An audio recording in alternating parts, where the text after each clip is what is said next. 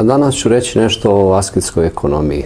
Nakon čitanja knjige Asketska ekonomija, čitaocu će biti jasna razlika između ekonomije pohlepe, liberalnog kapitalizma i hrišćanskog opita.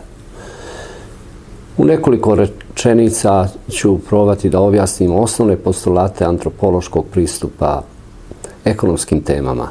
Postoje dva principa koje je najlakše razumeti u ponašanju sveta oko nas.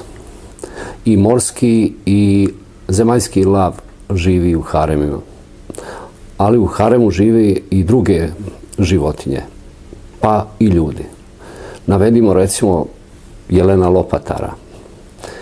Da bi živeo u haremu, on pre toga mora da pobedi svoje konkurente i da ih izbaci iz harema. A za to su mu potrebni ogromni rogovi. I to je cena koju je morao da plati, dakle, da odneguje te rogove i pobedi svoje protivnike. A onda nova cena koju će platiti bit će u borbi za opstanak. Kada šakali, krvni neprijatelji jelena, napadnu stado, oni neće napasti stado tako što će ga jurcati po poljani, jer su košute i jeleni brži od šakala i od vukova. Shodno tome, šakali će praviti zamku i graditi strategiju u kojoj će imati konkurentsku prednost. Dakle, oni će stado uvek napasti tako da će ga sa poljane juriti u šikaru.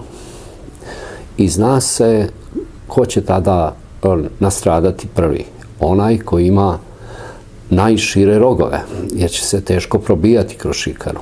Dakle, pobedio si i bio si vođa, omanuo si u čuvanju stada i prvi si izgubio glavu. Kod ljudi je to drugačije. Oni imaju u stvari teleskopske rogove. I odatle ljudska rasa ima problem.